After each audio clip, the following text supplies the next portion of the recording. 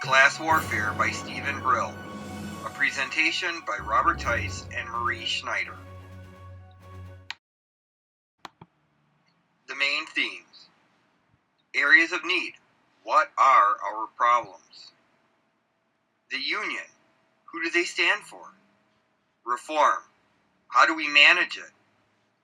Best practices. Are schools a business or something different? Models of excellence. What is working? Why is it working?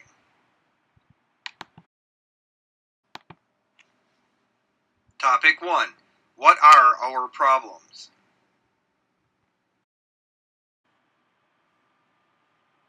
Some of the biggest problems that Brill looks at in his book is how the achievement gap, culturally responsive curriculum, looking at the whole student, and testing of our students affect the curriculum and teaching.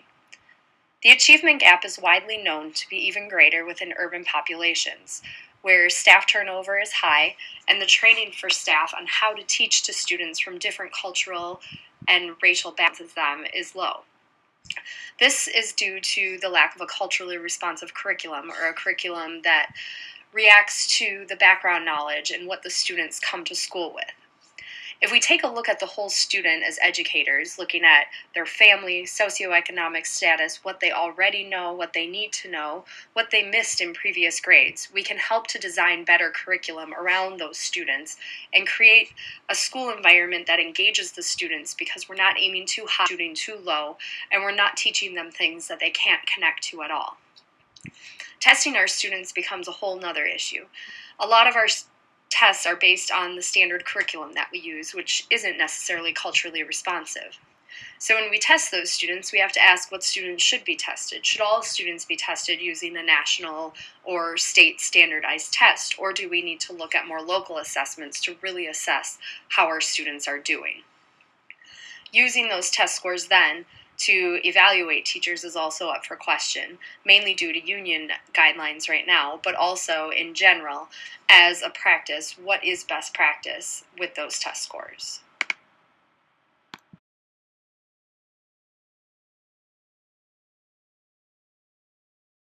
Problems in school management.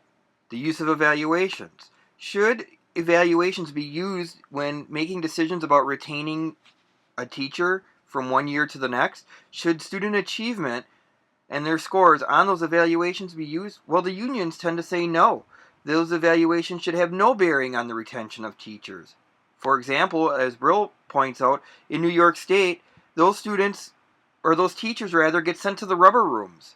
The rubber rooms are where teachers just sit around and do nothing. They're on payroll, but they are not in a teaching role. They are just there at doing administrative stuff. Which then brings to another whole problem, the resources and equity. The unions stand fast that a public school and a charter school cannot be allowed to cohabitate in a shared building. That public schools have public money and charter schools, well, they have their own money. They fundraise to get their money.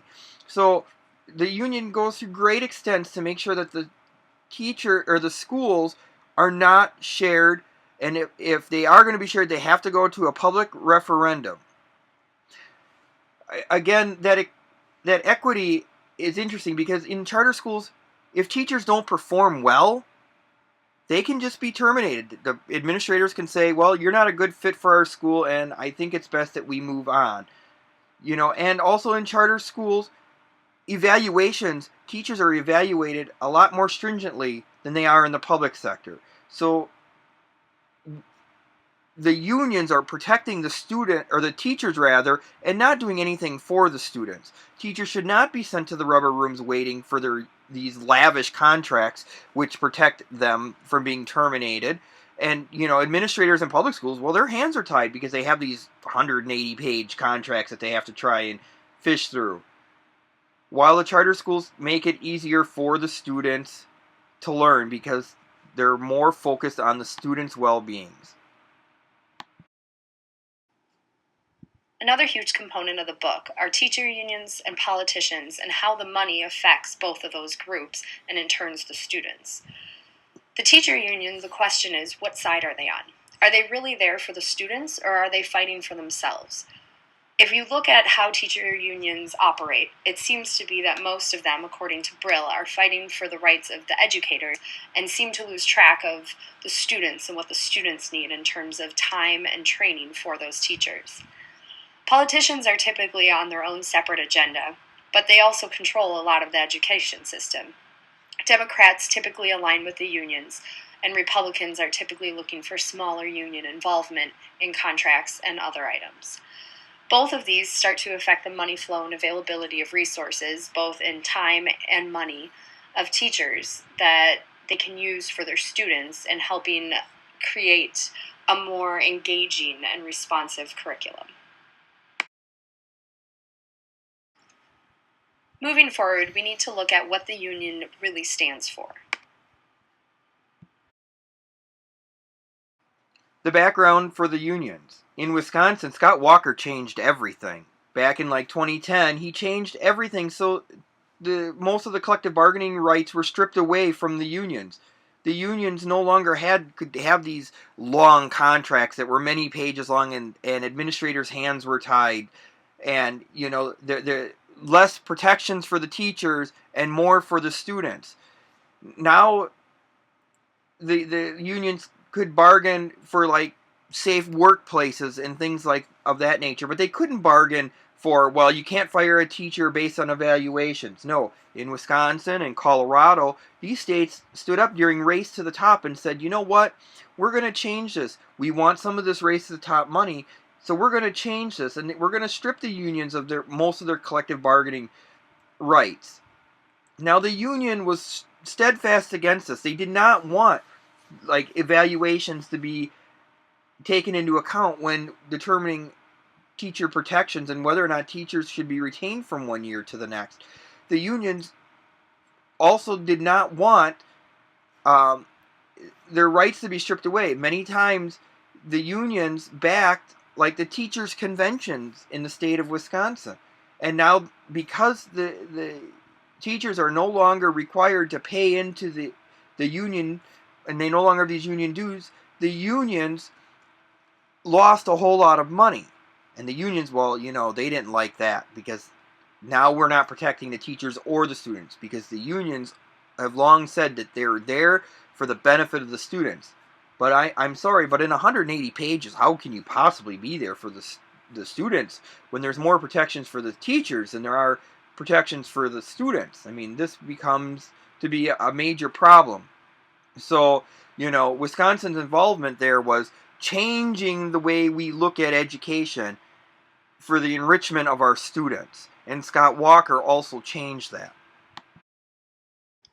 Again, Brill uses his book to ask really important questions indirectly. One of the questions is, have the students stop doing what is best for the students?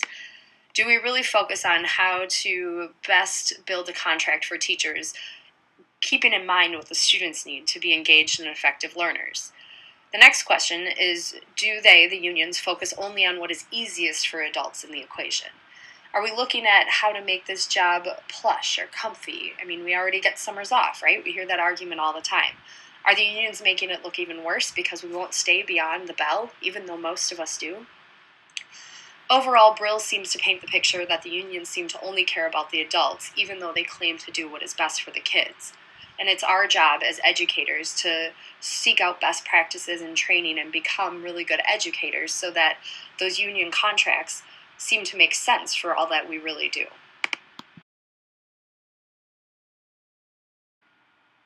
Now we need to look at how do we manage necessary reforms now that we've established that reforms are necessary.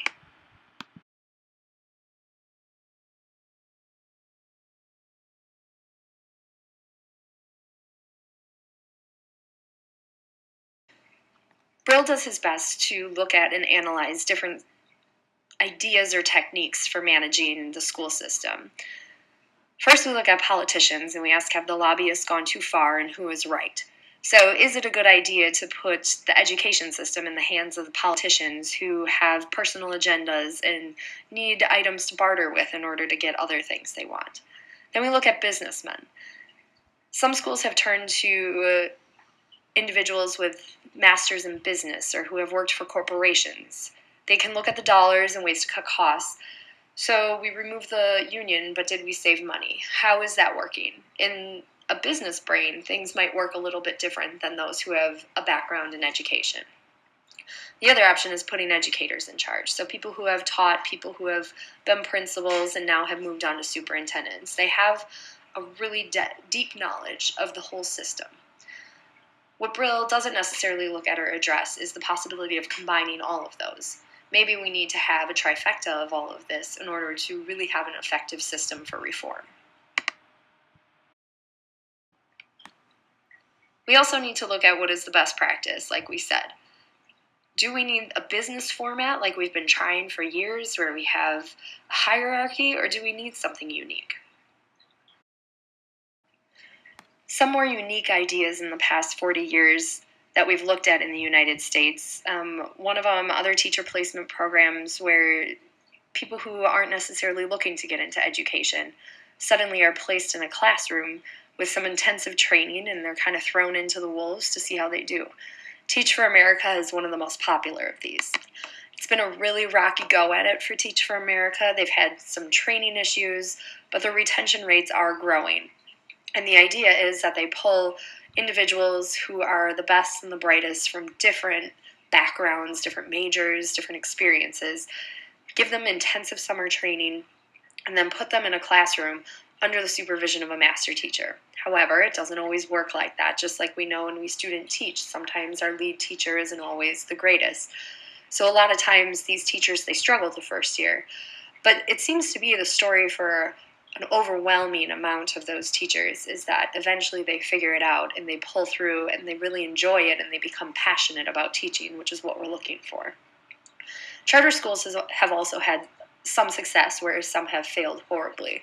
In Milwaukee, we have quite a few good examples of charter schools in the MPS system where that achievement gap is narrowing, but it's because they're using unique, culturally responsive ways to address literacy and numeracy deficits that have been a cause of a public school system that is crumbling.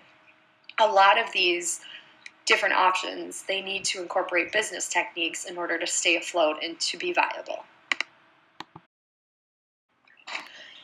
As we look at coming to an end to this presentation, we have to ask what has worked well for other countries and in the U.S. We mentioned Teach for America as becoming a little sect that is working well. Charter schools seem to be really narrowing in and figuring out what the issues are in some cases and really doing well. We looked at Lynn during class and we've seen how they've narrowed their achievement gap and have been doing really well based on staff training, which is what we all need, and also giving staff a lot of experiences in order to become better teachers outside of the teaching world. So the most important takeaway is that the United States is not doing well in terms of education if you look globally. And we need to look at different models and different ideas and some major restructuring of our school system. And Brill would love nothing more than to see our unions not disappear, but refocus more on what do we need not only as teachers, but what do we need as teachers to provide for our students. We hope you enjoyed our presentation. Thank you for listening.